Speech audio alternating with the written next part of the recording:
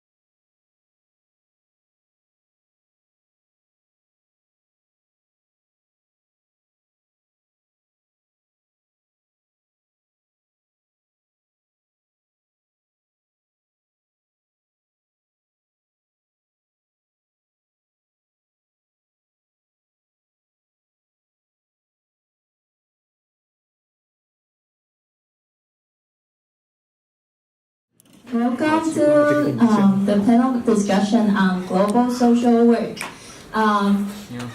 If you don't know who GSWSA well, we are a new organization in the School of Social Work, started this semester when we focus on global social work. And so what we are going to do is, like the mission and vision for our organization is to gather students or scholars who are interested in global social work or who have been to global social work field or who are doing research together, and then share our ideas and share our experience together, and to get to know each other and really build relationships throughout the years that we are here in UFM, the School of Social Work.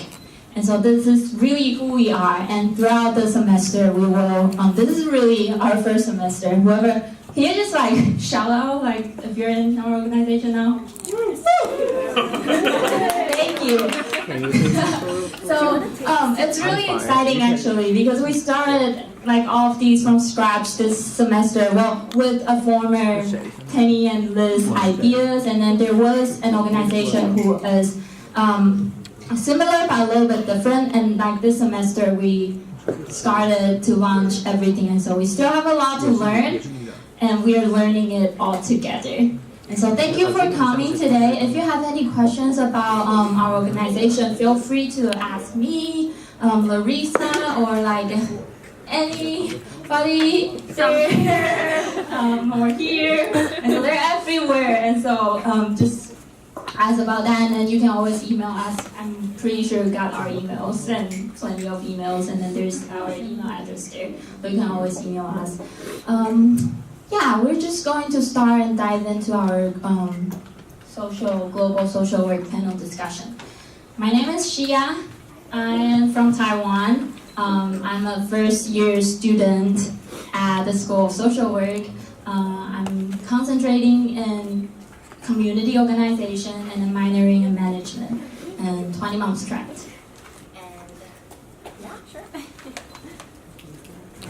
Hi everyone, my name is Larissa. I'm a second year management and human services with a practice method in community and social systems student. I'm also part of the Global Activities Scholar Program. So there we are, okay, represent.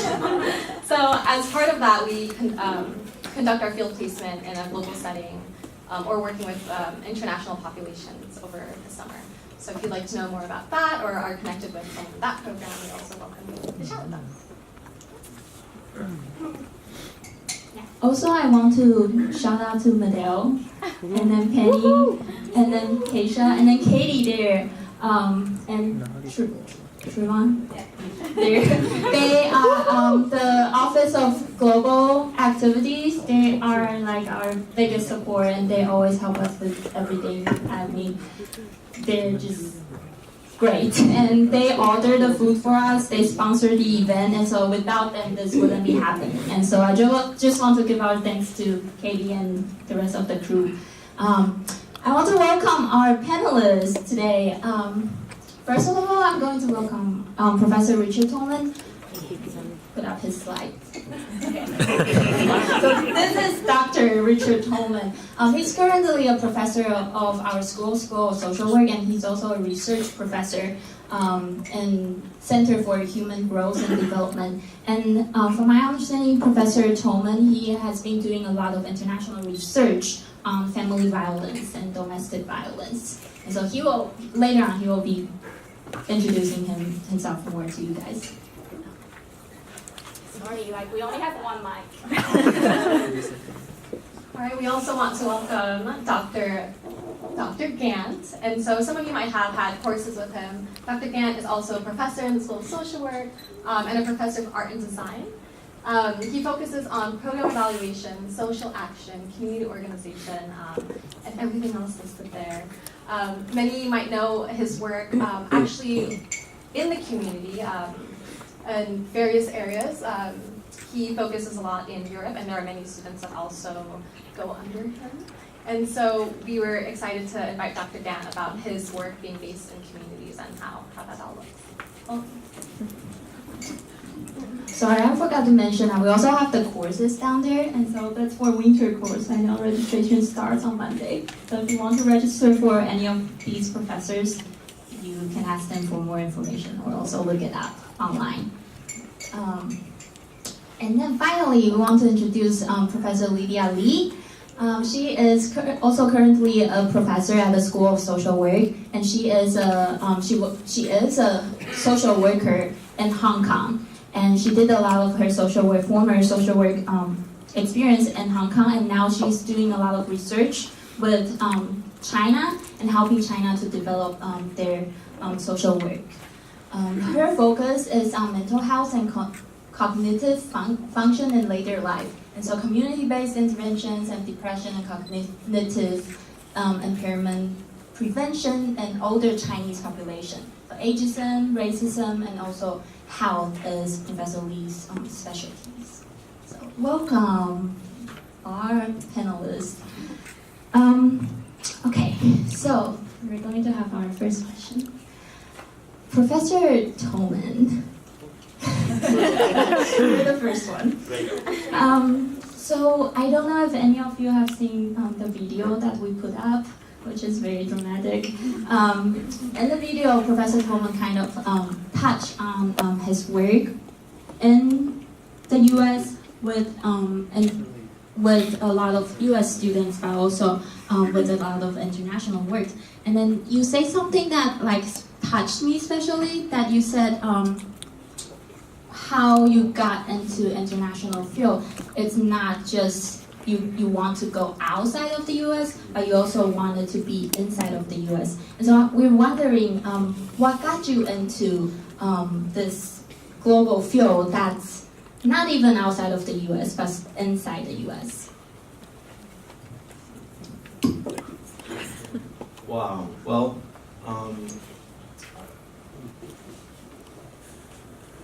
I guess it just happens that my work took me to different places, and I had a series of experiences that kind of led me to the insight that the world has more to teach me as someone from the U.S. than I have to teach people in other countries about what we know from the U.S. And let me just tell a couple stories about that, if that's okay, or just to narrate that a little bit. So I had this, I've been studying partner violence, men's violence against women in intimate relationships for a really long time.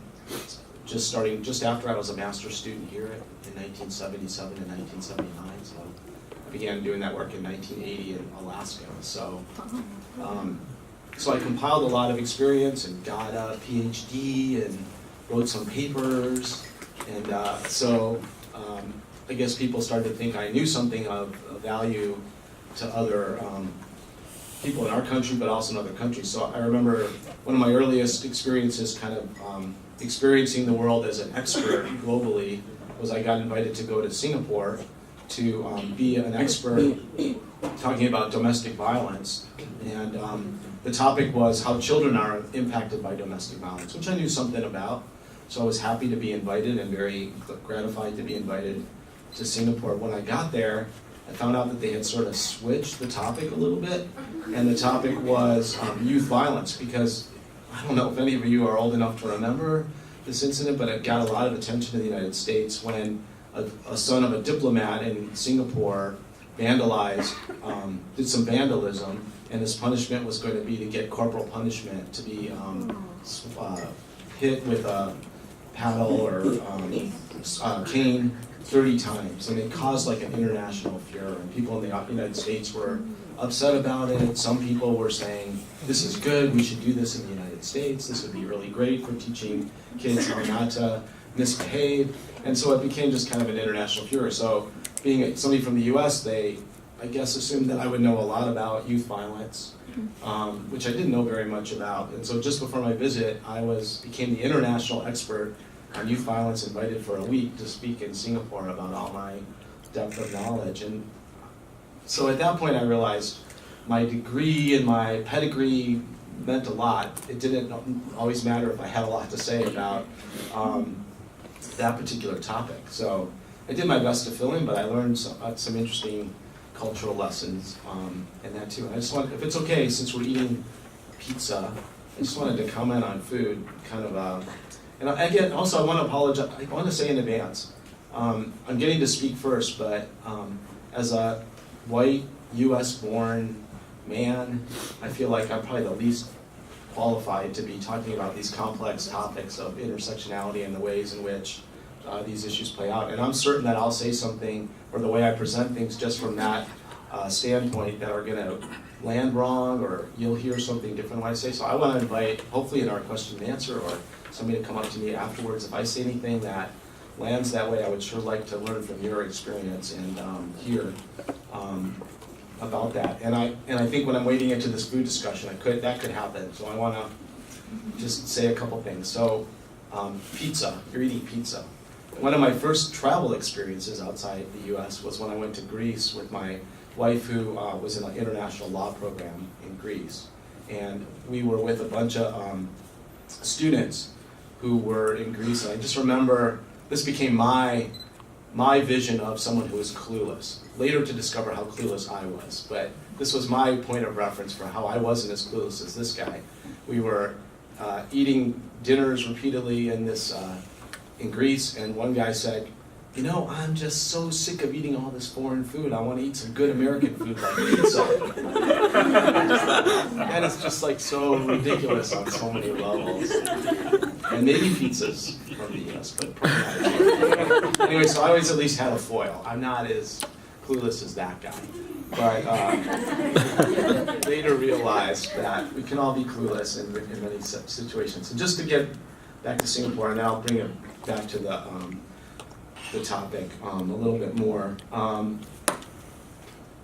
In Singapore, after my visit there, kind of this being my first global expert visit somewhere, they told me that I was going to get taken on the last night to a really special dinner.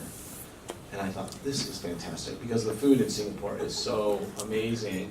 And I thought, this is going to be so delicious, because even the food from the street hawkers is so great, and I just wished I could live there to eat that food every day. And so I thought, when they're going to take me to a really special restaurant, this is going to be great.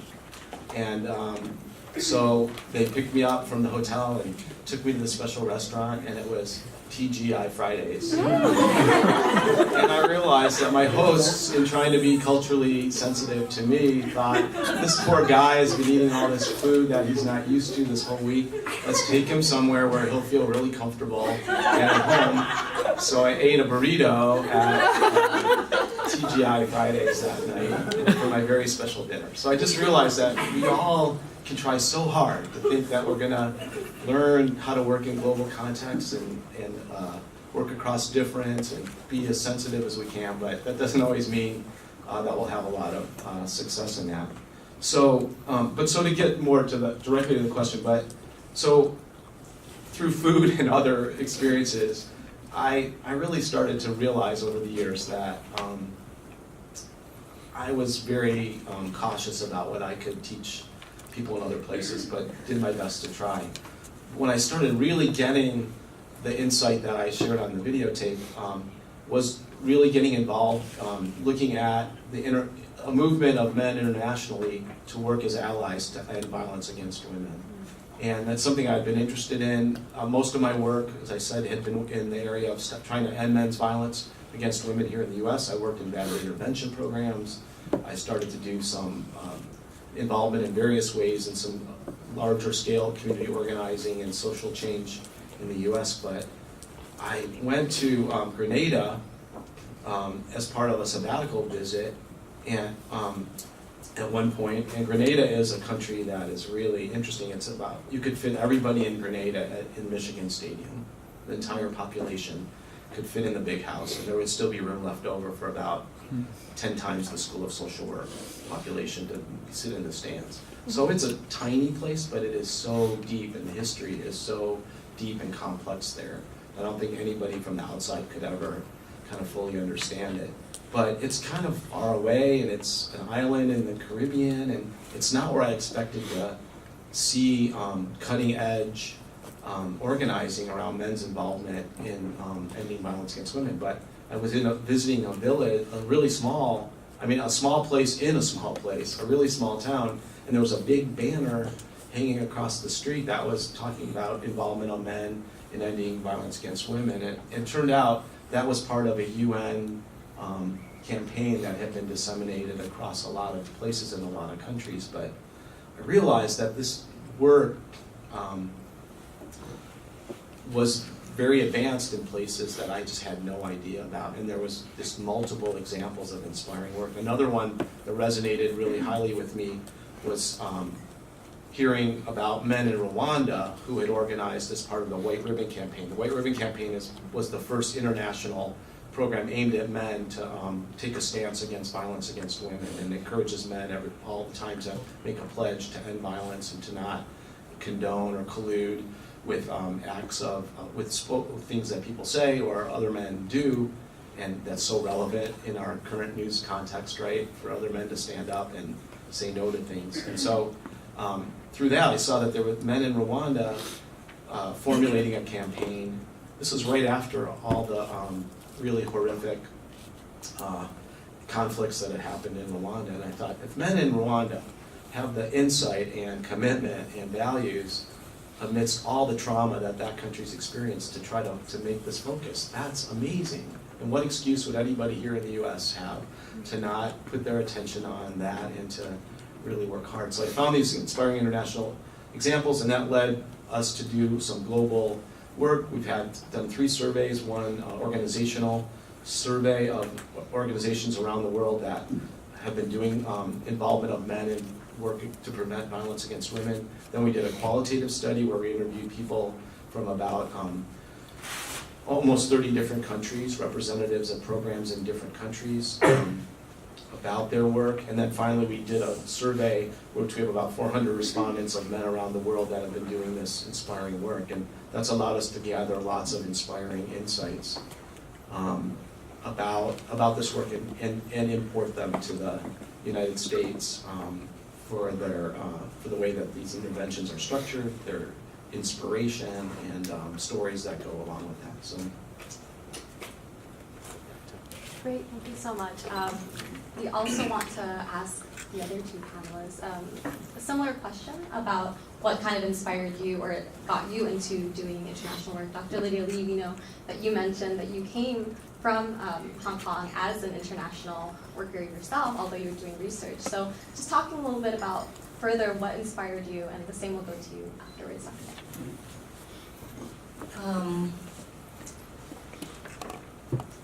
I was was not an international worker. I was a local social worker. You know, I was born and raised and had my MSW in social work in Hong Kong. So I worked for 6 years in Hong Kong. 2 jobs. One was as a community worker, doing community development, community organizing, and second is in a family service center, doing individual and group counseling and school social work. At that time, you know, my work was more influenced by the British model. You know, at that time, still Hong Kong was a colony, so we learned everything from Britain. So, what inspired me to be a kind of think that it's important to have this global social work perspective? Partly because of that experience. And after coming to the United States, I came here for my PhD degree. Actually, I found lots of similarities in how social work was practiced in Hong Kong and here. Although there are, how to say that? You know, I think the values, social work values probably, in my opinion, applies to anywhere. Although kind of how people interpret the values may be different. What's meant by self-determination may vary across culture. And I also think that social work skills apply to lots of places. Although probably need adjustment. For example, touching, okay, has different meanings in different cultures. I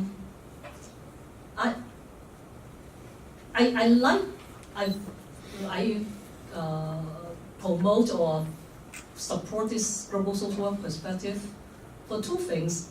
One, I think we learn a great deal from knowing or understanding how different places, cultures practice social work. Give you an example. Because I'm in the area of aging, and I visited, you know, I knew a little bit about aging service in the United States, pretty developed pretty well. But when I was in Hong Kong, I visited a place, it provided dementia care, kind of residential as well as adult daycare to older people with dementia. I was so impressed. I thought, oh my gosh. Not only that the service model was very innovative, but also the way they organized the agency was, I did not see much in the United States. They have their whole agency involve multi-level of intervention, not only the residential care, adult daycare, that kind of service, but also involve public education, using all kinds of social media. And impressively, they have an in-house research unit. They constantly evaluate their practice and constantly experimenting new practice. So I thought that was, because I didn't see much, you know, agencies in the United States, they have an in-house evaluation part of it. And they also publish the research findings as a part of the education, you know, promote other people to adopt the effective models or effective strategy. And that was impressive. So I think, you know, that's something we can learn. You know, how to run that, how to kind of develop these multi-level interventions. You know, and how to build in the empirical base in the service development. Another place I also learned, you know, in a resource deficit place. Some years ago, I was in China, and was written, you know, all kinds of social service was not very developed then. I visited a place outside the skirts of Beijing, and I met this woman who's actually a lawyer. Okay, social worker was not very common at that time. Who was a lawyer, and she kind of came into action with those village. I'm talking about outskirts Beijing.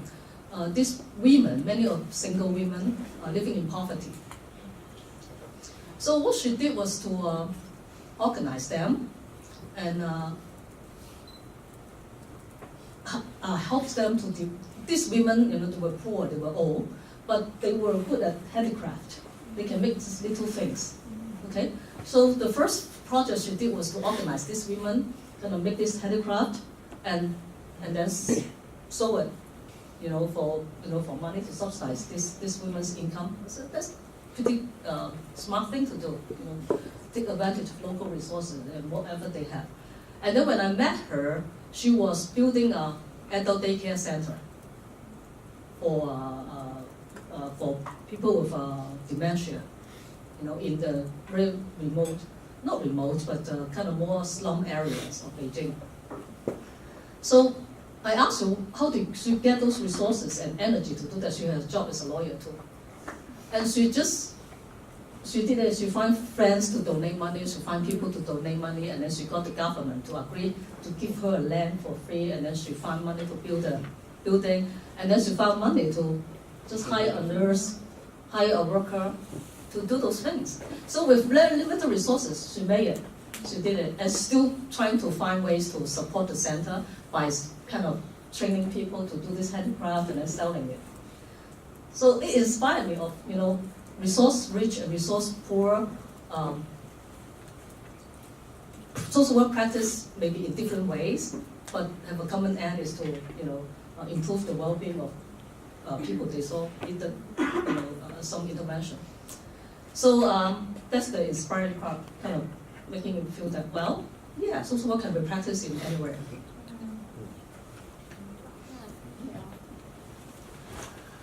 So what inspired me to travel the world was something very simple. I traveled the world to find solutions to what was killing people in my communities here during the first few years of the HIV/AIDS crisis. There were no solutions to be found for people in the communities that I worked with in Detroit, Michigan. Black lives did not matter at that time. Innovations were nowhere. The interventions were just say no, and if you can't say no, then you deserve what happens to you. As I and colleagues from the Detroit Health Department tried to find solutions and interventions that would extend lives, reduce HIV infection in these neighborhoods of poor and working class African American households, we came to find out that the prevalent strategy, intervention strategy that was funded by the United States government and by organizations such as the Centers for Disease Control, National Institutes of Health, was at that time just say no. So if there's a problem, just say no, just abstain, and whatever you do, don't use drugs. And if you acquire HIV because of any of those reasons, well, you deserve what happens to you. That was of cold comfort to the people that I worked with, who lost lots of lives. I decided to really go ahead and find answers and find other ways that people in other countries and societies dealt with the issue. Probably the straw that broke the camel's back was when I was actively working as a vice president for the Michigan Hemophilia Foundation, and I got to witness firsthand something quite unforgettable at that time. The population of people with hereditary bleeding disorders in the United States was 20,000 individuals. I saw 20,000 individuals go to under 10,000 individuals in 5 years because many of those individuals were using blood products that were tainted with HIV. And so I watched half a population die. And I said, well, never again. So I began to look for answers because the answers in the US were insufficient. And I would find interesting stories. One that I will share with you was about the availability of syringe exchange, needle exchange programs, where people who were injecting drug users could at least exchange old, dirty, bad needles for clean needles, so that they at least would not be infected with hepatitis C and other diseases while they were shooting up. The idea was, we don't like when you use drugs, but if you're going to use drugs, use clean equipment so that when you want to get well, you can get well and you won't be impaired in any kind of way.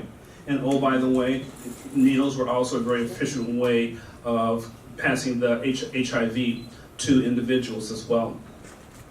Needle exchange at that time was totally forbidden in the United States because people just knew that it would cause infections. However, in many communities in Europe, in many cities in Europe, and in Canada and in Britain, there were fixed site syringe exchange facilities, standing buildings where it was basically safe for people to come in and have a bit of dignity while they were shooting up, because these were human beings. Why should they be penalized for that? Well, they were able to shoot up in safety. They got clean syringes and works, and they survived. They had disease, but they survived. At some point they said, I want to go and get AIDS care and AIDS treatment, and there was no wrong door. There was access to that. I said, this program should be introduced in the United States. Other colleagues I had working with me went to places. We went to Germany, we went to Paris, France. I still have pictures of the fixed site syringe exchange program that was on the Champs-Élysées in downtown Paris, about as haute couture as you can get, where the mayor of Paris said, we must combat this disease. Let's not have people who need to have needle exchange sites not be able to find them. They can all find the Champs-Élysées. That's a perfect place for a site. That took powerful leadership. Other cities were very much like that. I went to those cities and I talked with them about what's the possibility? How could this be done? How could this be done? And so when it came time to think about a small-scale activity in the city of Detroit, we were able to work together to pass one of the first syringe exchange ordinances in the city of Detroit. At that time, the HIV infection rate among injection drug users was 13%. Help me, I'm trying to save lives in my community. What are you doing? Can I see? Can we talk about that? And people would show me over and over and over again. Finally, to bring us up to speed and then to pass the microphone back, I was able to do a very, very small give back to colleagues that I worked with in China. There were a couple of people who were doing work in China from Beijing who were trying to map the AIDS epidemic as it happened in very small towns all throughout China. And unfortunately, China is very, very large. Many of these cities were so small, they didn't appear on maps. But my associate would say, Larry, please help me, because these towns, they're dying, and no one knows, but they have children. So there are lots of AIDS orphans. And he said, I understand that you had a role in developing AIDS orphanages here in the United States. Well, by that time, we didn't need to have AIDS orphanages in the US. But yes, I had developed lots of policies and workshops and video, VHS, tapes and things like that. It's all old. I said, well, I do not know. We don't have AIDS orphanages anymore in the United States. But if you want, I will give you everything that I have. The workbooks that we put together, the documents, the how-tos, and I will give them to you. And so it was very gratifying for me to help develop some of the first AIDS orphanages in the small communities in China. So that was an important give back. I will say in closing that I have learned so much by traveling the world and seeing how the world views issues. I'm humbled, my eyes are open, I cannot go back, for better or for worse. I am, with all of the rewards and the challenges that go to that, I am a global citizen, and it's a good thing.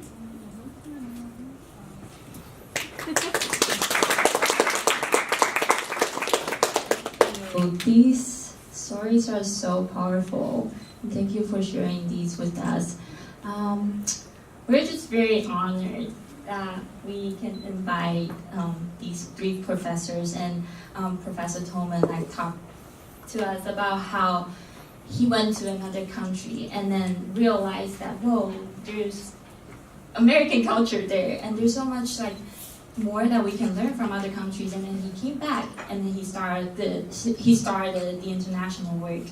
And we have our Professor Li Ali, who was born and raised in another culture, totally different from here.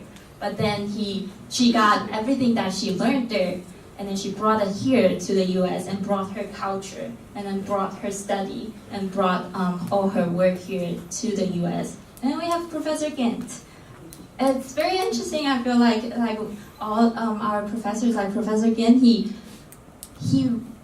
was trying to find a solution in the States, but then he doesn't know. And then so he went out, and then he found a solution, and he brought it back, and it actually helped and improved. And so these are amazing stories. And for me, like us, I feel like it's just very exciting as we move forward in this profession. And I know we all want to do something like globally, not just in the Michigan or Detroit area, but we want to do something outside of the bubble that we're in right now. And so I want to throw another question back to you guys, and you can answer like whoever that has the answer, and then we can have a discussion. How do we build this connection globally? Not just within our own culture, not just within our own school, not just within our own study. How do we build up this global connection with everywhere? I think locally here at the School of Social Work, I would just give a lot of support and commendation to people like Larry Root and Katie Lopez, who have really worked to develop the foundation that allows for increasing numbers of social work students to travel back and forth. That's huge, and I've seen it grow, and it's growing in certain directions, but you should really try to take advantage of that. That's a powerful and a very special capacity that we have within the School of Social Work, and it's really accessible. So for those of you that are traveling, that is excellent. For those of you that have questions or aren't sure, please, talk to the GIS Global Affairs and get information about that. It's been a long time, but you're able to do that within the School of Social Work. I would also just put in a call and a plea to say, please, travel. You have no idea what you are missing. The U.S. is dope and all that. It's good. And there's there's neat stuff. This is not to disparage that. But then you see other societies doing other things. And as I tell my students, once I take you and you can go see a really dynamic, interactive society without a history or without an experience of gun violence, you'll never be able to unsee that again.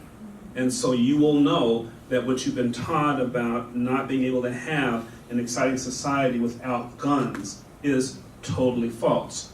And if that is false, what else do you know that is also false? One, I think language is very important. You got to speak the local language. That's my opinion. If you want to, practice in another place, that's communication. Another is an idea. We have had many international students from all over the world. I don't know whether we can develop a platform to just keep the connection. Okay, and as both have suggested, we can learn from how people in other places solve problems. We now know that many problems are shared, very global. Aging is not a problem, but it's a phenomenon, occurs around the globe. HIV, domestic violence, all these issues, different places deal with it in their way, and we have a lot of alum, including some of you may go back to your countries to practice social work. Is there a way to build a platform that we can make this as a continuing? And it's good for understanding how social work is practiced, or problems are dealt with, but also good for networking. Okay, so-called making connection. Yeah, can we do that? So let me answer. So great suggestions on different levels, both thinking about us as our own smaller social work community and also the bigger picture. Just to go to the higher, maybe a large view of it, I've just been so interested in seeing the influence of international regimes like the UN, the World Health Organization, on this issue of violence against women around the world, and have so much respect for, and maybe not yet so much understanding of the ways in which all of that works, but I've seen the power of the kinds of resources and progressive ideas that can be incorporated when very diverse groups of people are getting together to formulate what the response around the world should be to some very large and important issues that cut across countries everywhere, and how powerful that intervention can be. So I think one connection is through these organizations that, you know, carve out the territory to think about how we stay connected and how we make things effective around the world and get efficiencies and effectiveness from creating things that are able to be implemented and can be developed to be specific for places, but also carry the resources that come from pooling our energies in these international organizations. One thing I discovered, that's one of the reasons we're maybe dope but somewhat clueless in the US, is our view of our exceptionalism and our size and our sense that we can do these things on our own, and our resistance to the idea of international influence on us was so limiting. I mean, and we're so far behind some of these efforts because we don't participate or aren't viewed as a target of international interventions that the UN helps to carry out in many other places. And we found that in our organizational survey, that many of the programs that were situated in other countries had a much more international focus of their programming. Almost no programs in the United States that responded said that they had an international focus. It's like and that was also true, by the way, of respondents from Australia and New Zealand as well.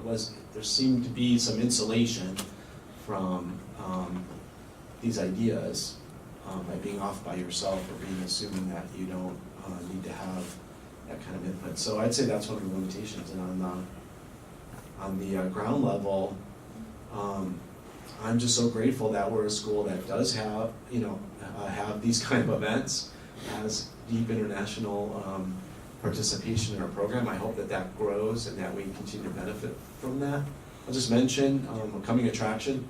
I've been starting to work on a project about our earliest social work student, the history of our earliest social work students. The school started in 1921, but the social work curriculum started in 1921, and our centennial's coming up in 4 years.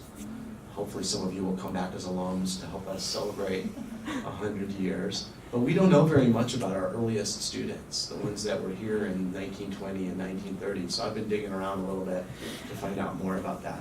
One of our earliest students who got a graduate certificate from our program, her name was Kapila Kanbala. She was from India, and she came here as part of international scholarship program, the Barber Scholars. The idea was, in the language of the 20s, I'll say now, was to bring women from the Orient to the United States in hopes of building world peace.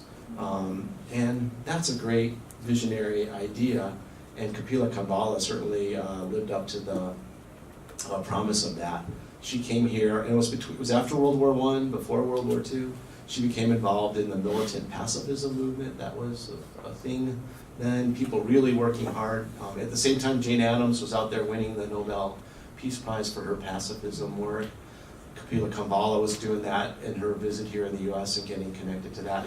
She went back to India and became very prominent in education. There's a college named after her in Mumbai.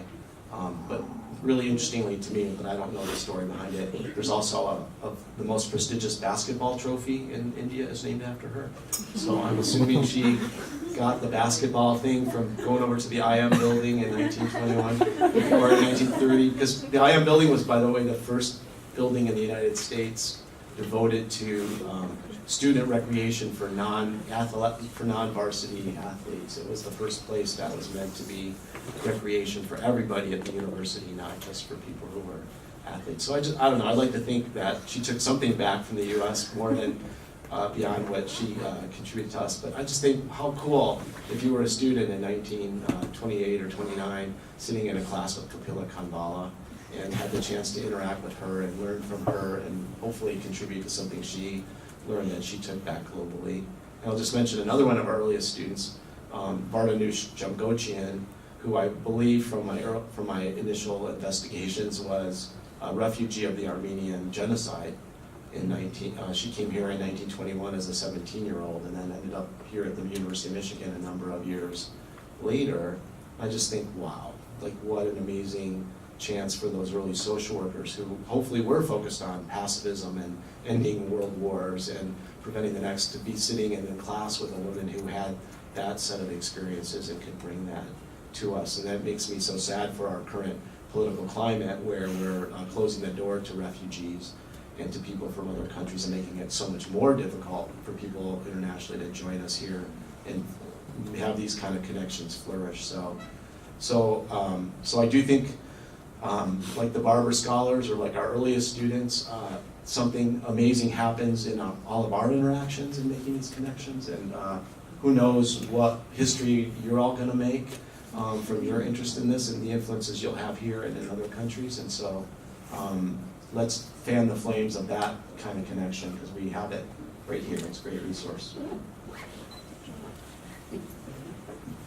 Yeah, thank you so much. It will definitely be interesting to share some of these stories and learn more from them. Thank you for sharing the resources through the OGA and the school, as well as these are some of the opportunities that people in this room have been able to take or be a part of, as well as talking about international students who are a huge resource on this campus, and keeping those connections, as Sam has already done, will be great.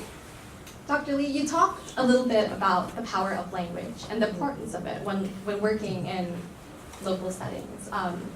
That kind of transitions us to this topic of our identities, looking at power and privilege, and sometimes the tensions that may arise when we enter into other spaces, as we do in local communities as well. So this is a question to either three of you, any of you. When doing something, for example, like community organizing, in a culture that holds different values than the US, how do we remain culturally sensitive while also challenging these topics of oppression how do we go about navigating that? What are some tools and strategies or important things to consider as we enter as outsiders? Yeah.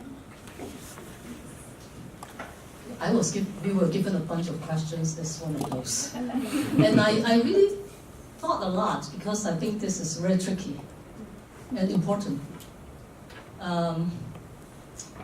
First, I think, past issues or the definition of what's privilege, what is oppression, what's social justice, is it static or dynamic? I don't know the answer, okay? But I do know that many issues, social issues, for example, the right of people, homosexual and transgender individuals' right, okay? Even that issue is very controversial, even in the United States. So, how to be cultural sensitive?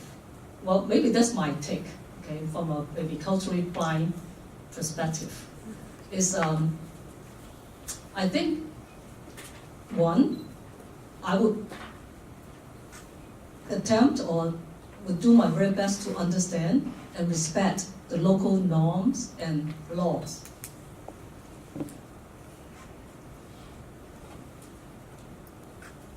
Because even though you have very strong belief on certain issues, and at the same time, always, in my opinion, always remember, you start where the client is.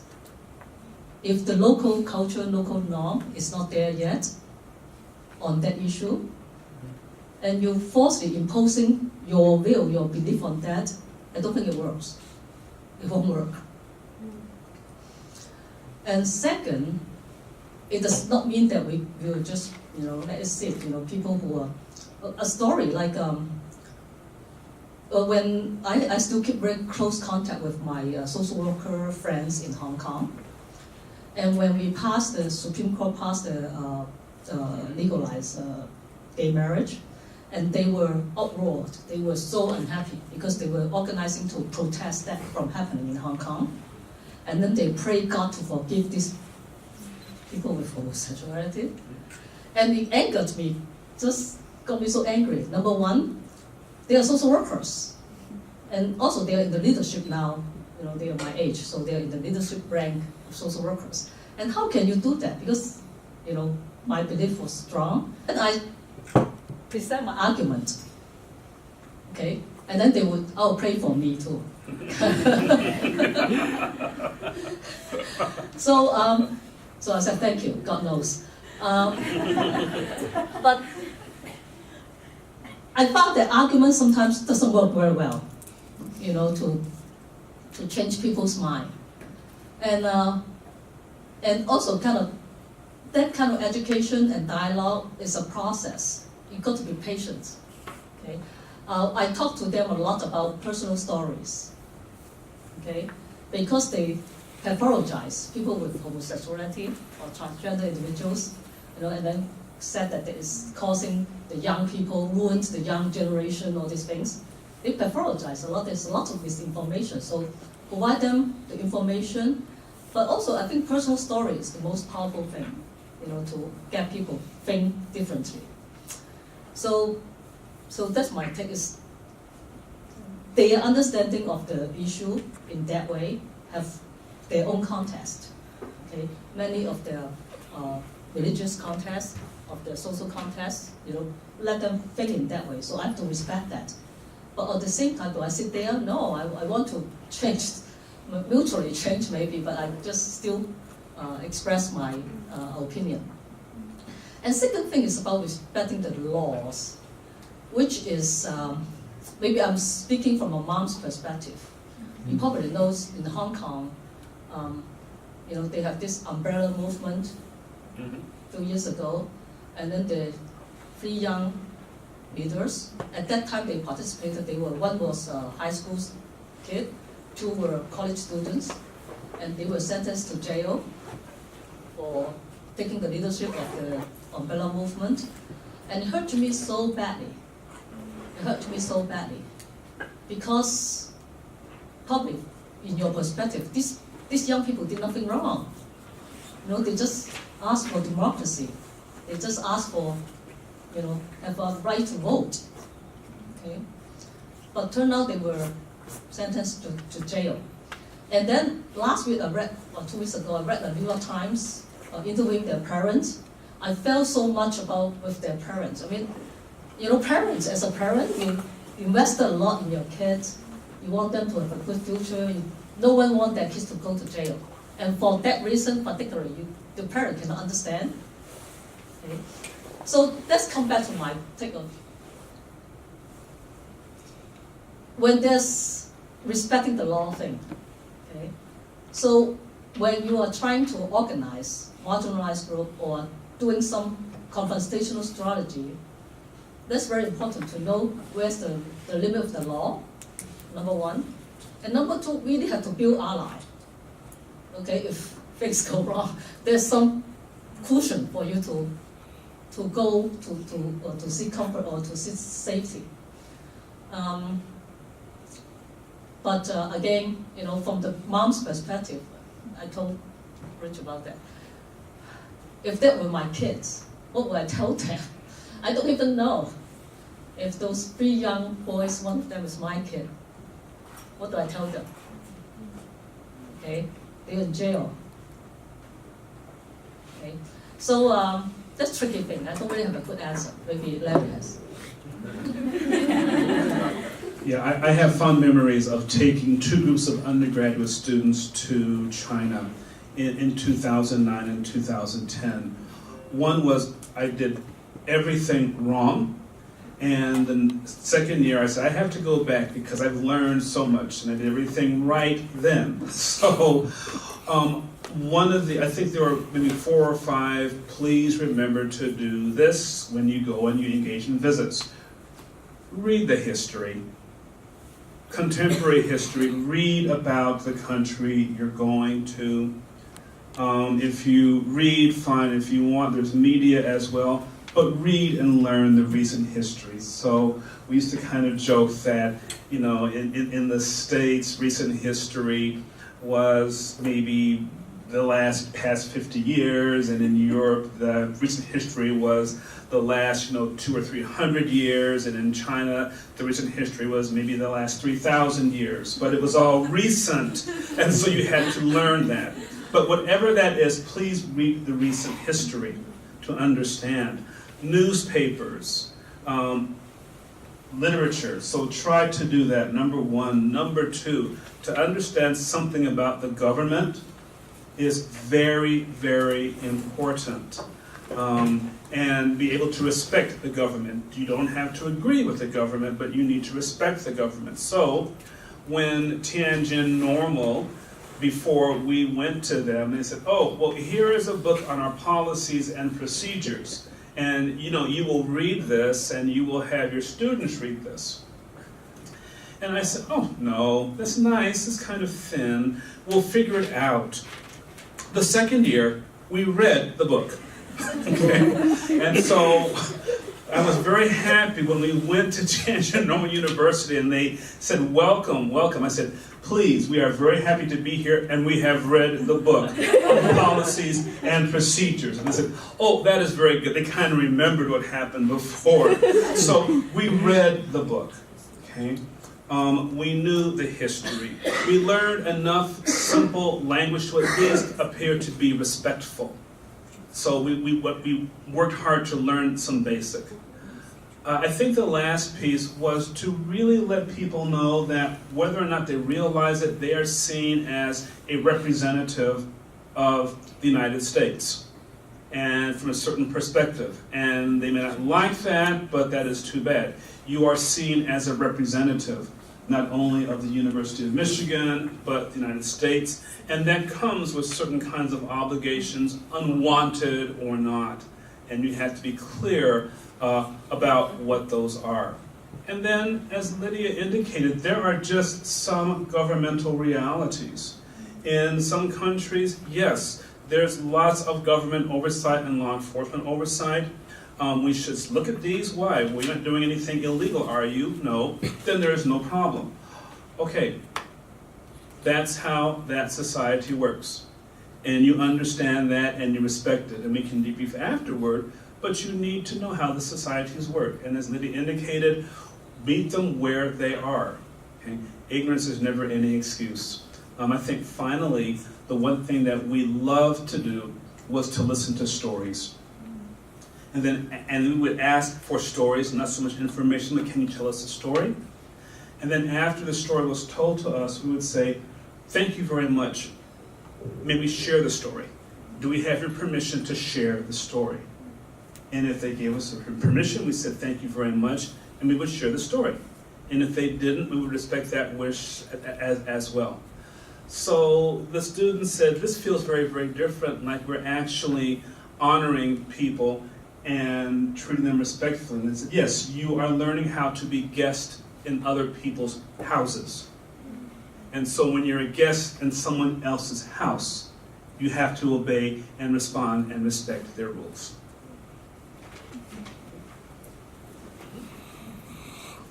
Yeah, I think this is one of the thorniest and maybe unresolvable issues, but one that has to be on our mind all the time when we're doing any work or even just visiting other countries and working with people from cultures different from our own.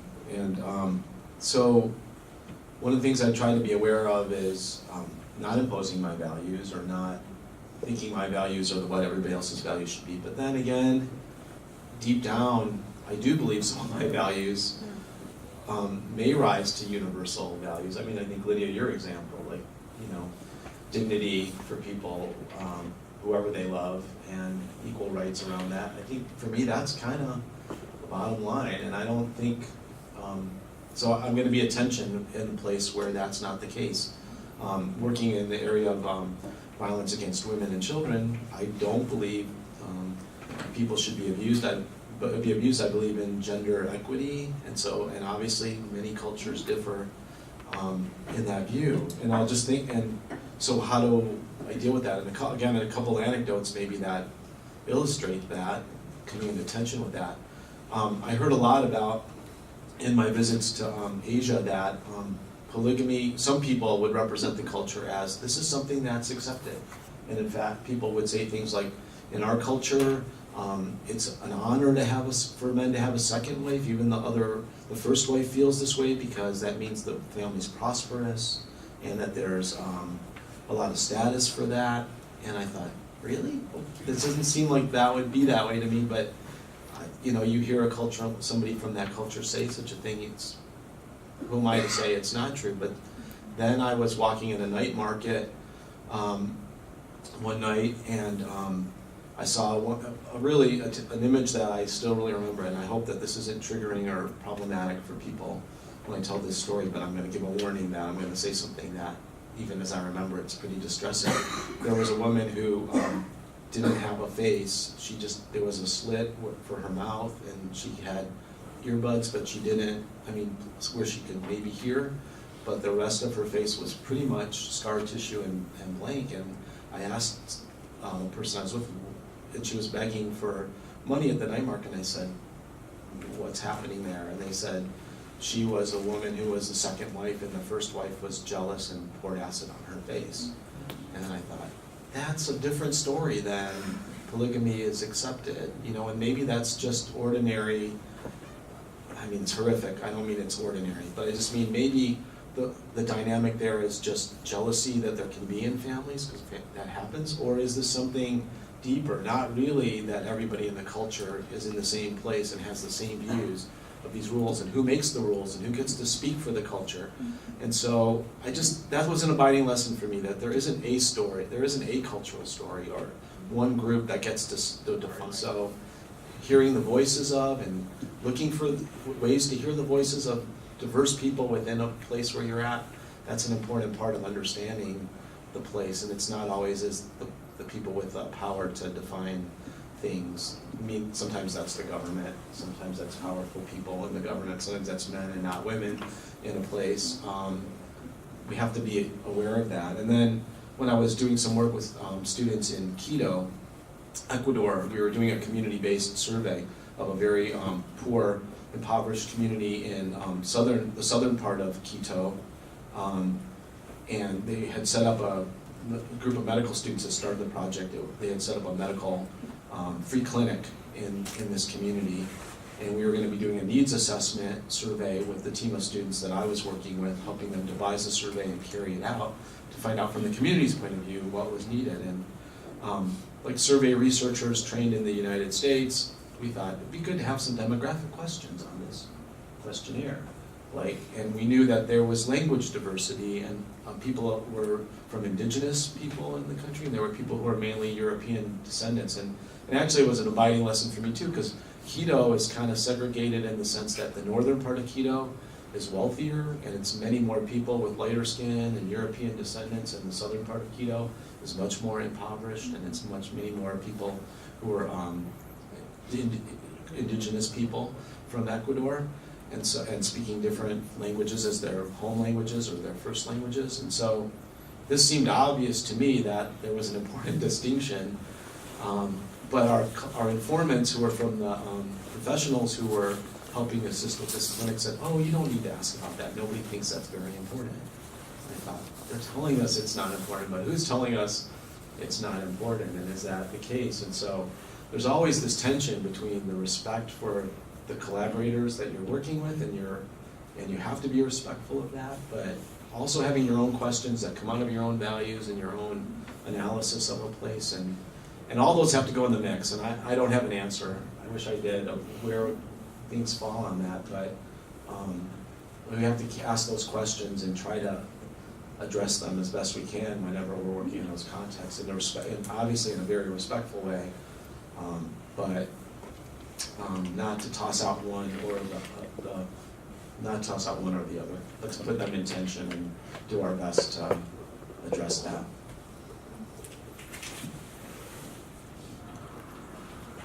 Sorry.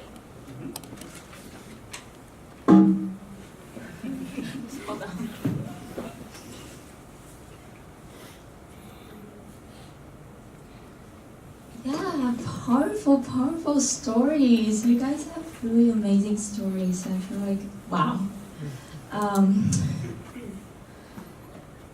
Yeah, I feel like as social workers and especially students, to become social workers, sometimes we have this mindset that I want to do this, I want to do that, this is my passion, this is what I want to do.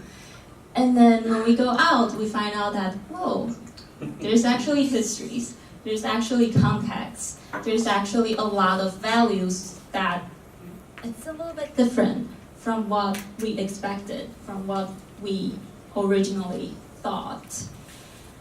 And our question is, so as students, here's the big question. As students here at the School of Social Work at the University of Michigan, how can we get prepared? How can we learn not really the values or not really the history or context of everywhere, the world is too big, but how do we prepare ourselves to have this mindset and to have this framework in our mind that we can go out and then we can know that, okay, now I'm going to start and now I'm going to learn.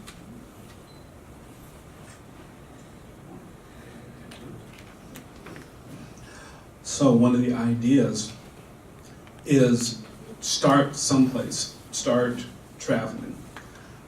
Some social work students are enamored by the idea that almost every country, it's not accurate, but many countries that have a social work tradition have a history of social work and how it emerged in that country.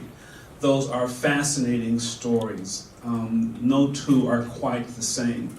So going forward in that perspective, from that perspective in terms of, so what does a social work history look like and how did it emerge? I'm fascinated, for example, by the emergence of community organizing in Germany. There was no concept of community organizing in Germany before the fall of the Berlin Wall in 1989. And even to this day, there's not a translation for community organizing auf Deutsch in German. So you will see lots of books in German on community organizing, but when it comes to the words community organizing, they will have, in quotation marks, community organizing, because there's no frame of reference for how to translate that. That's very interesting. And it's still seen as a very, very new thing that people would advocate in concert and sometimes in opposition to the government and administration. So I think that is an interesting beginning. Begin where your comfort level is or where it ends. One of the reasons that I started to travel was that some of my colleagues and friends had the expectation that because I was an African American, I wasn't traveling. And so I had to reject that and challenge that. And then, of course, after I began to travel, some of them would say, well, Dr. Gant, it's so nice that, you are here. We have many African countries for you to visit. And then as I said, yes, thank you. That's why I'm going to go to China. And they said, well, why are you going to China? And I said, because that is where you don't expect me to go. And you're not going to predict my actions, so away I go. And they said, well, we just don't understand. So that was, so sometimes there were expectations, and I love to break people's expectations. And so I went and had a powerful, transformative series of moments. So I went where I wasn't supposed to go, and that might be another suggestion for you as well, too. If you think you're not supposed to go, that's where you should go, okay? Because who are you to make that assumption? Who can make that assumption for you? So go and learn and see. And then I will say that finally, for people of diverse backgrounds, there is such an interesting kind of reality when we go as people of color who are from the United States and we go to other countries, and people in other countries just have this notion that to be from the United States is to be a white American. And so it confounds folks profoundly when they say, are you really from the US? Yes, born and raised. How is that possible? There's this thing called sex. and there's a parent and a male and a female, and they're together, but folks are simply astonished that people from different backgrounds, we are all American citizens. And that's interesting because even now they say, okay, well, we pretty much know if there's a mixed group of people that is in the community or that's walking in an area or walking down the street and you don't look the same, you are probably from the United States. And many times they are probably correct that we're from the United States. And so that's also very interesting as well. So those are things to think about. The definition of the United States is that you do look different. Okay? And then I think finally in closing, what is in there for you, the ability to assume many identities. So many times when I go to places where there aren't a lot of African Americans, I am asked, I'm still very proud to know that in some places, I am Morgan Freeman. In other places, I am President Barack Obama. Are you the president? I am indeed. And so that's fun because people say, okay, and you are, who's the big basketball player for the Cleveland Cavaliers? What's his name? LeBron James. You are LeBron James. I say the very same person. Here's a picture, okay? They're little kids. And, it's one of those where I say, okay, this is so not cool, but I'm going to do it anyway because if they're going to ask, why disappoint them? So that's very nice to know sometimes, too, that I'm famous, not in the United States, but across, I'm the president, I'm a basketball player, I'm an NBA champion, and I'm a very, very wealthy actor. So that's sometimes good to know as well, too. So dream come true. Those are dreams come true, okay? And all I had to do was just say yes. So that was fun. It's transformative, it's very, very interesting. You should go. The world, and I don't want to sound too narcissistic by saying this, but the world's cool, and the world's very interesting.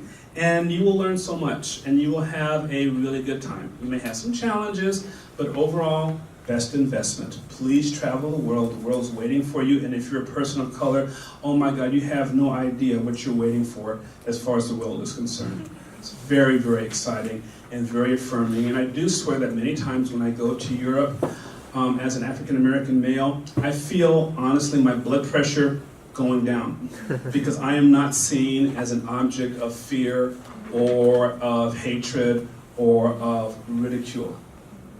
I don't matter. And every once in a while, it's nice to go to a place where you don't matter, where people sit next to you and it's not a problem, where people look at you and they don't grab their purses and run across the street because they don't see you as a fearsome object. They see you as a relatively uninteresting other human being. And sometimes that is a very, very good feeling. More than once, I've had severe ambivalence about returning back to the States.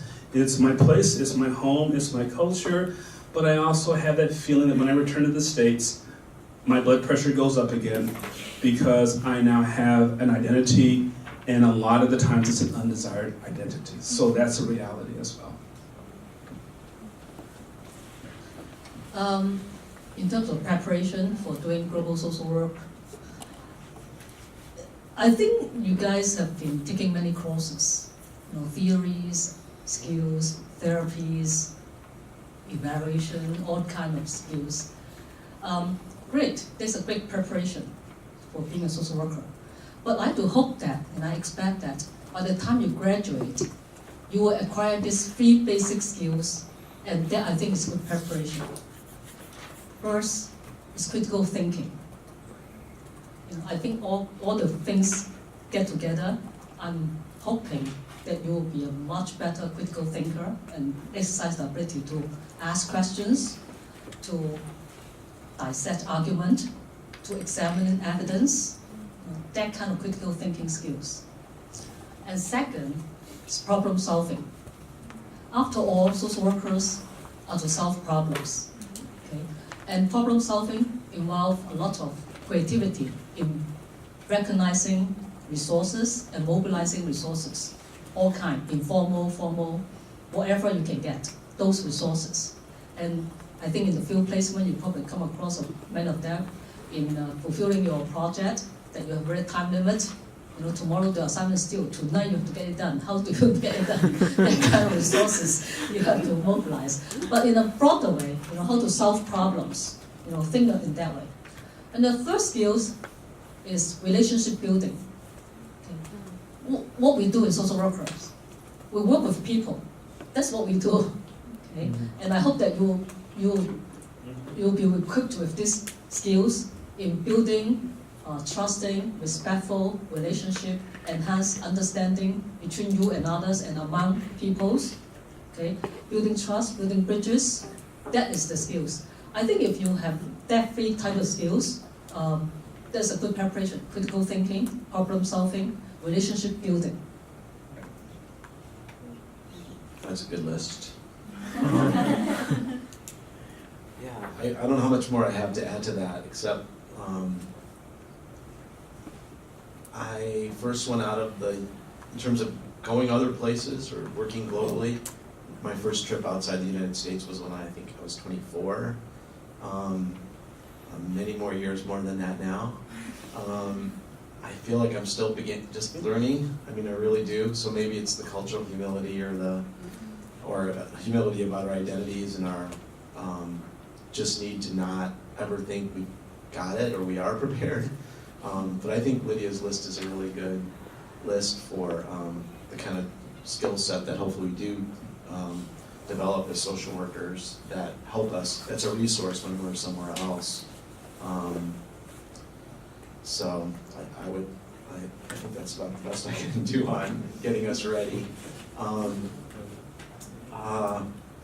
But I just want to, if I could, I sort of have an inverse story of Larry's about being a celebrity somewhere else. Well, a couple of things.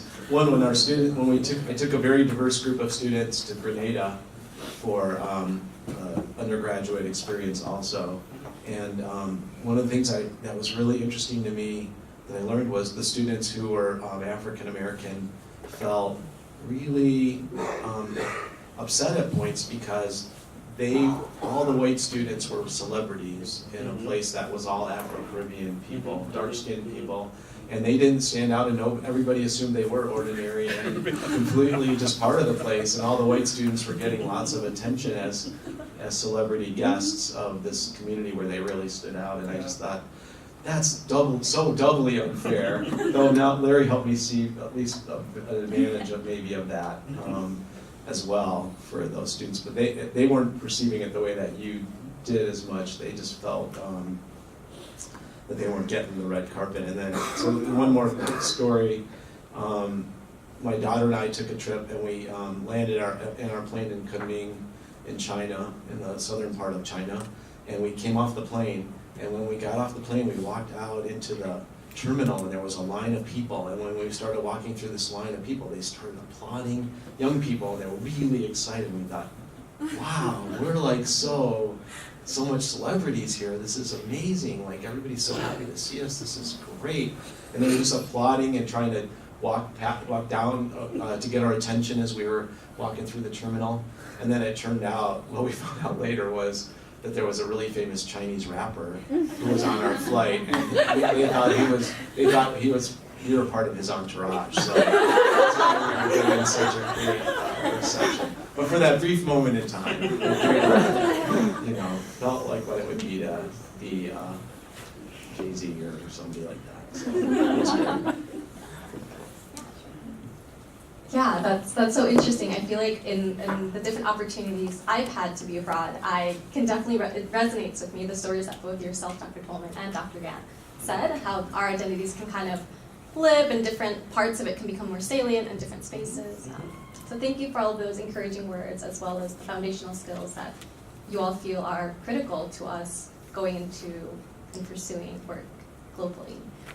We do want to open up the time now to all of you. If you have questions or themes or topics that you'd like to bring up, and we can all just open it up and invite our panelists to speak with you directly.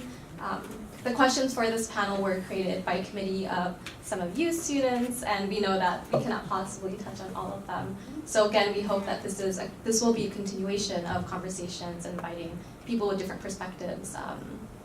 And so, are there any questions from all of you? Or comment. Or a comment? I'm going to go to him and then speak to you. Yeah, I have a question. I know School of Art and Design have a global requirement for their student, and I don't know the School of Social Work will pursue that or not. I'm a young faculty also. Well, I mean, other people may have an answer to it, but I want to just invert that a little bit. Like, I wish that we could make a global opportunity for each and every student. Like, we really have the resources. So if there was going to be a requirement, I mean, to have the resources and ability for any student who wanted to be able to pursue global work and really make it so accessible and ordinary that it could be a requirement without requiring it. I mean, that would be my hope. Not make people do it, but have it be inviting and available for every student. So that would be an aspiration. Yeah, the reason for me, the question is I want to provide a good field set for that. Tianjin Normal University or Institute, they want to invite you leading the student there and to develop the social work. There is basically the social work in China is very limited. And not here like extend family and friend services for the patient and for the community.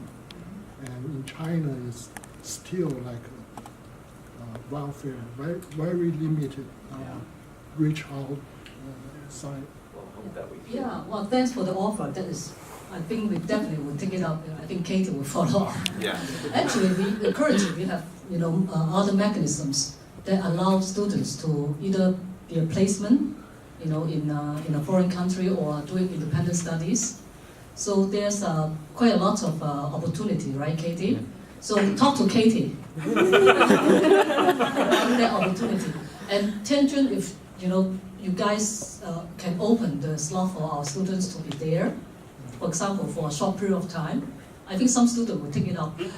But the biggest issue in kind of connecting to China is language. Sure. Okay, if you don't know Chinese, there's very little you can do in China. So, pick up a second language. Chinese is very easy to learn.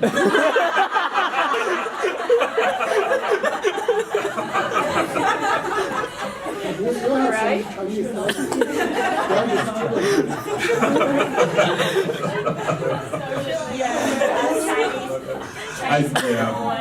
I'm not going to respond to that.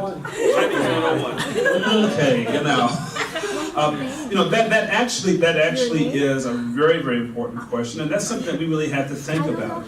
We do try to do the same thing, both in work that I do in Amsterdam and in Den Haag, but also in Berlin, and the response comes, we would love to have your students, but in order to talk with the kids in the community, a lot of them don't speak English, not even as idiomatic or as a second language, and what they do speak, is not going to be conducive to therapy necessarily. So there really is that if you really want to have that connection, it's very, very important to at least learn the language, at least at what's called a B or C level, at least conversational. So I take that very, very seriously to say that if we were very serious about having those exchanges, we'd really have to do a lot more improvement on language fluency and language exposure to our students. I think it's a good idea. I think it can be done, but I think that is something that would really need to be done.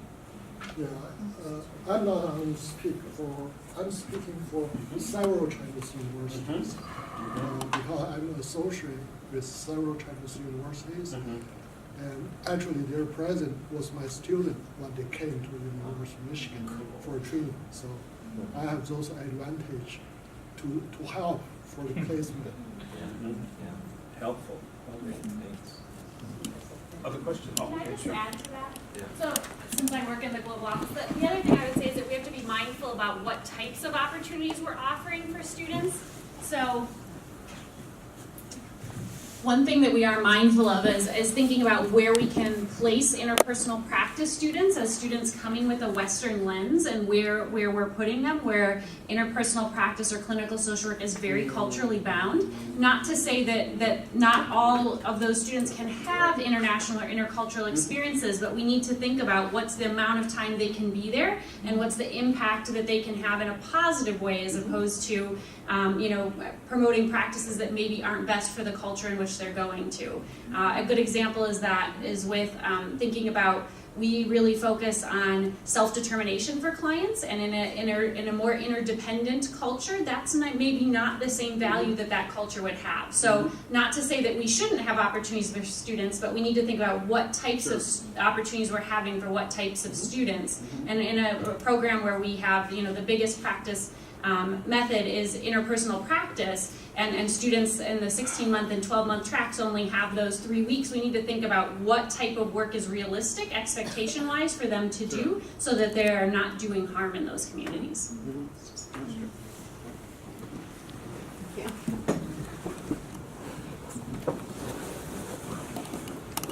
So my question kind of follows along that, in that I'm an IP student who's really interested in global social work. And kind of what you were mentioning, Dr. Tolman, in terms of talking about larger entities like the UN and things like that. In terms of, and what you mentioned as well as Dr. Gant, for Germany developing the concept of social work and whatnot, it's daunting for me to look out into the world and say, like, well, what's the, is there some sort of basis, streamlined understanding of what social work is, especially in a clinical setting? And so I'm wondering if there's like some version of the NASW that's, globally focused, or if oftentimes you have to look towards like psychology or something that's more universal in terms of doing overseas clinical work.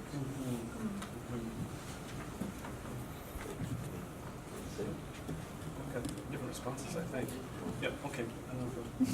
There is an international social work association that has its own code of ethics and some guidelines there isn't at least one international constituted group of social workers coming together to look across national boundaries at social work. So that's at least one part of an answer.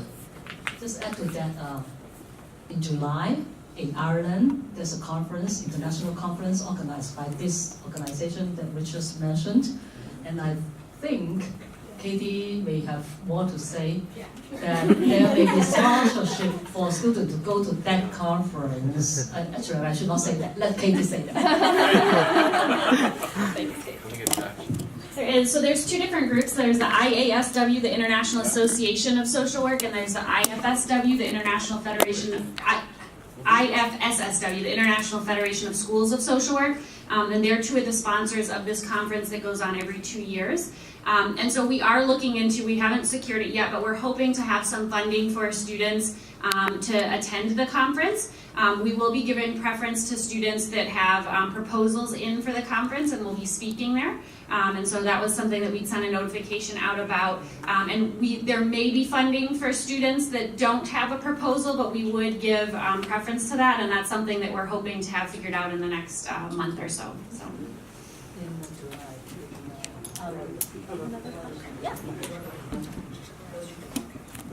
There's also the International Association of Community Development, and that's a conference that Lorena Gutierrez and I often attend. That is usually in one of the Commonwealth countries. So, there's at least 3 organizations, and I would suggest to you that one way to maybe get started is to look at social work opportunities in the English-speaking countries. Most of those follow the British flag, but I would look at those as far as English-speaking, relatively comparable in terms of case management, IP community organization is kind of seen as community development, a little different. But if you go to any of these international conferences that focus on the English-speaking diaspora country, you're likely to get some very, very useful information. We have former students that are doing work in Australia. Canada is very, very easy. Still England, even though it's Brexit infused with National Health Service, so that is still there. Scotland has a comparable kind of capacity. Wales and Ireland, a bit less so, but those are examples. So if you wanted to get started internationally and you were concerned about language, but also type of social work, those might be some really, really good countries for you. Others we can talk about individually, but it does get to be a bit more complex. So, for example, in a lot of European countries, social work clinical is not done. If it's mental health, that's done by psychologists and psychiatrists. It's not done by social work. So group work is done. Okay, group work is done, but not the individual psychotherapy. Psychologists, psychiatrists do that. And so there's a real interesting kind of a split between that. They would not see, and when I have my colleagues from Germany here, they are always shocked when I talk about our interpersonal practice people doing mental health. They said, that's just not done. That's not social work. That's psychology, that's psychiatry. So you are right about asking questions about what kind of configuration social work actually looks like in different kind of countries. So language is important, but also the framing of what is social work and what is not social work is also really important. That was a great question, thanks. I just had a question. What,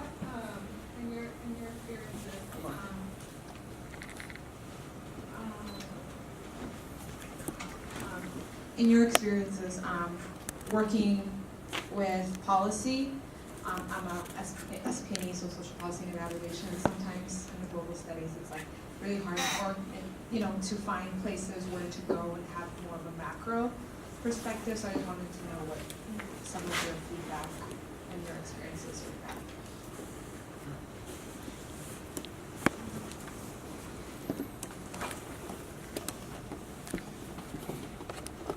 Actually, I think social policy and evaluation may be easier to find global placement. Again, language is the issue. So, but if you are going to relatively available, where's Katie?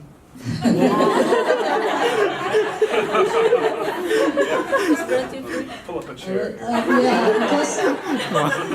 Because an evaluation project or a policy analysis can be framed, kind of put in a time frame easier than, for example, interpersonal practice. You're doing a counseling with an individual. It's harder to predict the time, but a project may be possible. So what's your question? Where to find those? Yes, because sometimes it's kind of on the website. It's like limited availability. We don't Okay. selection. So that's what I was. Yeah, maybe we will work more on that. Okay, kind of how to expand those sites. Yeah. Pull up a chair.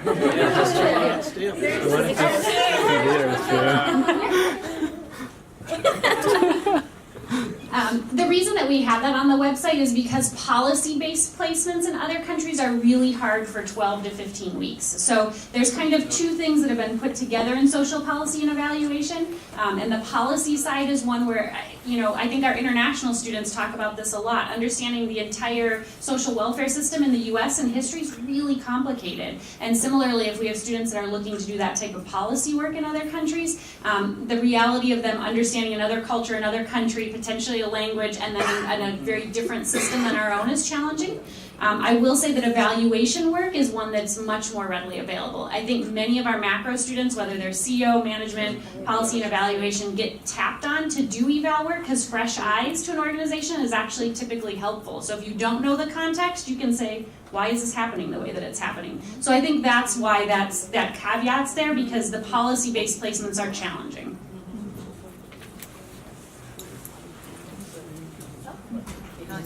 Okay, our last question. I'm an international student, so as an international student, I think most of the people, like international students, we come to here because we want to know the best practice of the United States and we can apply it back to our home countries. But I realize there's a really big gap between our expectations and the courses offered here, because we often realize that the courses offered here, they're very limited to the context of the United States, and it's really hard to directly apply it back to our home country. So my question is that how we can adapt our knowledge we learned here back to our home country, the cultural context, the political context, everything like that. And I was wondering that if there's any, does our school has any plan to add in more international perspectives into our courses?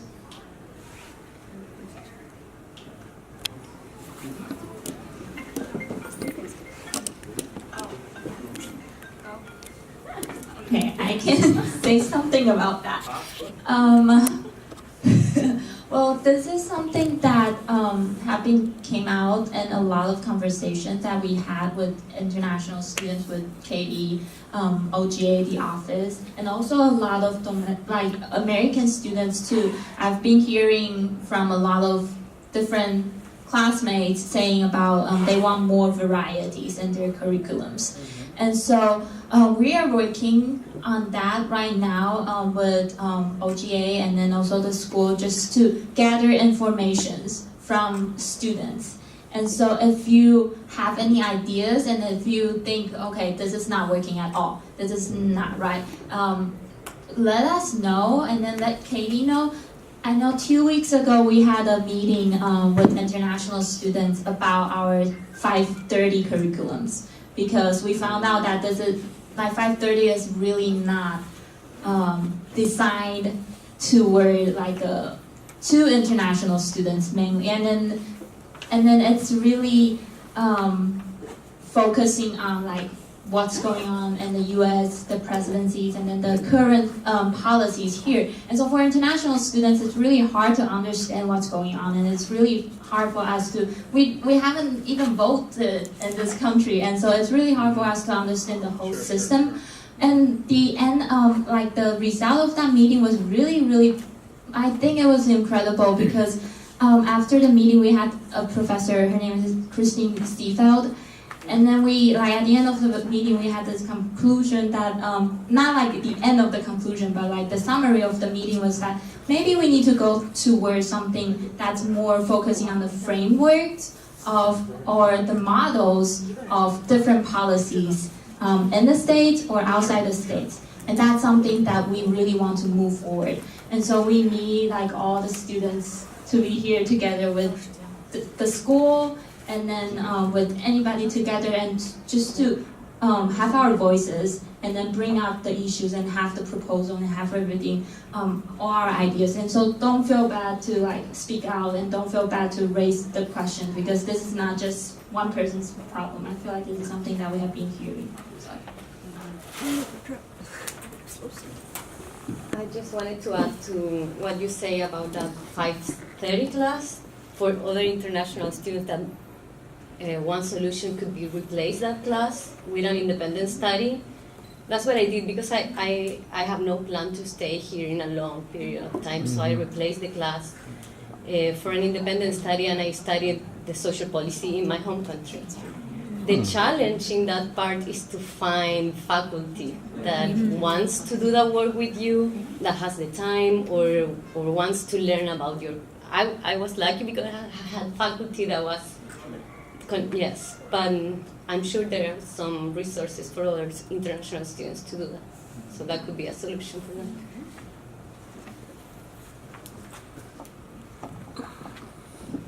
I happen to be the instructor of Social Work 530.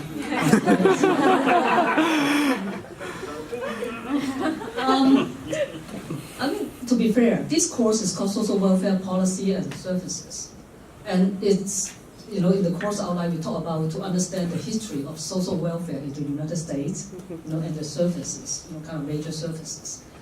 So, so the question you're asking is that, do international students need to know about social welfare policy and history in the United States?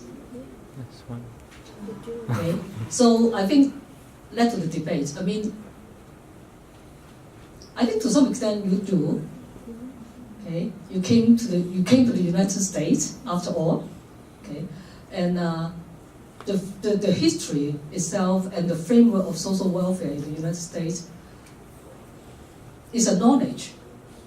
You know, the history tells us a lot of how social work came from. Okay, and the policy framework is one of the framework. I'm not saying that it represents the best framework, but it's a framework for us to know more about, you know, whatever field placement you are in. Okay, or other social problems you are talking about in class. Okay, so I think that's needed. But to what extent is to include more international element? Theoretically, it makes sense. Practically, very hard. Which country you're talking about? Okay, you know, Singapore, China, whatever country, you know, Spain or whatever. There's a lot. You know, there's a very different policy, different system. Cannot do there. On the other hand, I think that, you know, you raised a question. You know, you came here, you want to see how things can be applied to my home country. I think one thing you can do is to push the professor. Okay, it can be your assignment. Okay, frame it in a way that, you know, I want to twist it, my assignment requirement, focus on my home country. That piece of policy, that piece of services, how can they be applied in my home country? Okay, I think many professors will be are willing to negotiate to do that. And also, many faculty, including myself, are not knowledgeable to all the other international scenario about policy, services, or practices, and need to be educated. Okay, be a vocal spokesperson to represent your country. No, I'm kidding. Just represent yourself, but contribute your knowledge. You know, your understanding about how that service was carried out or delivered. You know, how practice was done in your country. That's all help all of us. Okay, so I would expect or hope that you would be the person, push your professor a little bit to do this international focus. So yeah, students are the only ones who live the curriculum. Like, we design it and we teach little slices of it, but you're the ones who live it and take it and do something in the world with it. And I don't know, we've had an idea floating around for a long time about portfolios. I hope some of you are doing portfolios, but what would be amazing is if a portfolio products were available where those of you who are international and making these connections and asking these questions had a forum or a place where your answers to those questions or your attempts to answer those questions were available, because I think we would learn as a community from that. And you know, we're all learners and teachers, and we do have so much to learn from all of you who live the curriculum and what you do with it. So I just wish we could start to build up a knowledge base from those of you who make that effort. And that's maybe unfair. You come here and you take a lot of classes, and if they're not relevant, I'm saying, oh, but you could help us by making it more relevant, by telling us how it's relevant. But I do think that would help. I mean, it would help future students and help us know more. And the other thing goes back to that connection question. Would be amazing if we had a way of sustaining our alumni connection, so that when you do go back to your home countries that do this work, that you could tell us what ended up being useful. What are you putting to use? What you didn't know while you were taking the class, but oh, here it shows up and here's where it works. And if we could start to amass alumni portfolios of what people are actually doing in the world, not just international students, but all of our students, if we would stay connected that way and build our knowledge base, I just think that would be so valuable, because otherwise we don't really know what happens to all this stuff that we're teaching. And we would get better, and we would be stronger, and we would be more connected. So I wish we could do that. I have one. Oh, I'm so sorry. Okay. Oh my gosh. I have a tool, and it's something which is called, if you want to write it down, Welfare Regimes, REGIEMES. Welfare Regimes by Asping Anderson. So he's Dutch, and he was trying to come up with a way to explain comprehensively the economic and welfare structures of the approximately 35 or so countries that comprise Europe. And so he came up with a framework to look at economic development and social development according to several criteria. He's kind of seen as the godfather or the grandfather of comparative economics and comparative policy. So there is a very useful frame for that. What's been happening in the past 10 years since that was developed is that there are pushes for developing a welfare regime analysis of all the countries in South America. So that work is emergent. There is another study looking at developing comparative welfare regimes frameworks for the South Asian countries.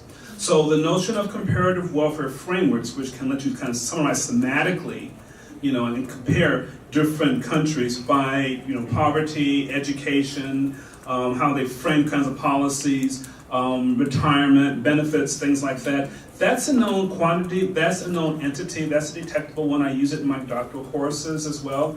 It provides a lot of information in a small amount of literature. It's coming into vogue with some of the English-speaking, former colonies in the U.S. We're trying to adapt the welfare regimes to look at welfare regimes for each state. So there's a push in that way. But the welfare regime framework is a really useful framework for understanding and comparing policies within countries and across nations. It's very helpful. Thank you. Oh, I do want to say time's up. We probably need to wrap it up, and I really just want to thank our panelists. Can we just give them a hand and really thank them?